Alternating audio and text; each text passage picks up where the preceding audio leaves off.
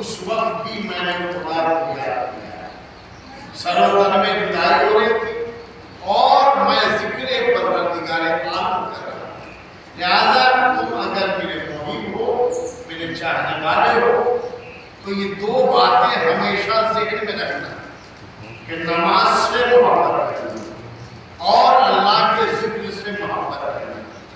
خود چھٹے امام میں جعفر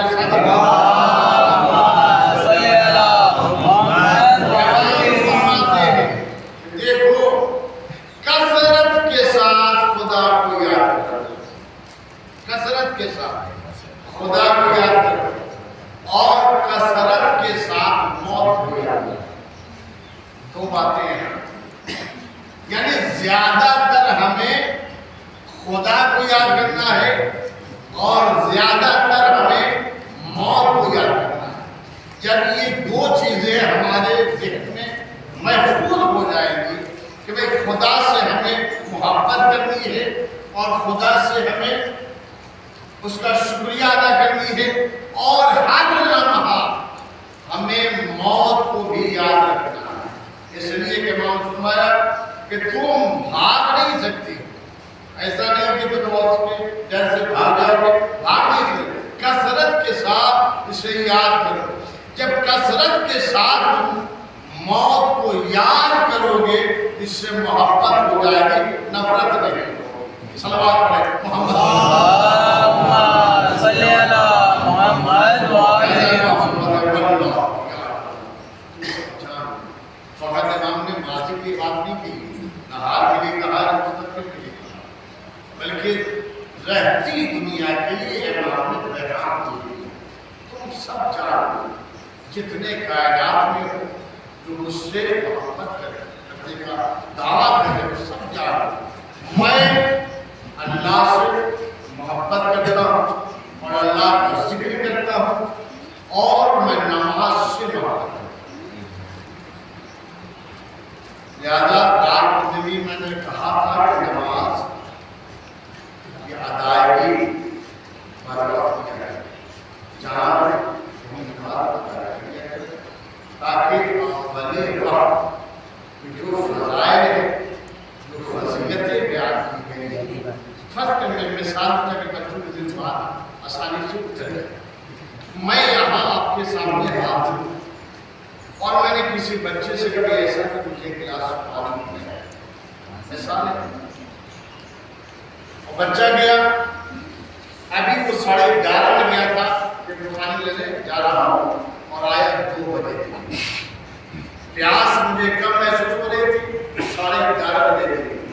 پانی لے کے کب آیا 2 بجے تھی۔ اب اگر فوری طور پر پانی لے کر آیا ہوتا تو ثواب زیادہ ہوگا۔ فوری طور پر اگر مجھے پانی پلا دیتا تو ثواب زیادہ ہوتا۔ اگر 2 بجے دن میں پانی مجھے لا کے پلا رہا ہے تو ثواب تو ہوا لیکن کم ہوا، ثواب اسے ملا کم ملا۔ اب والے وقت جو نماز ادا کرے گا اس کا ثواب زیادہ ہے اور اول وقت کے بعد نماز ادا کرے گا اس کے ثواب کم ہے۔ صلوات پڑھیں محمد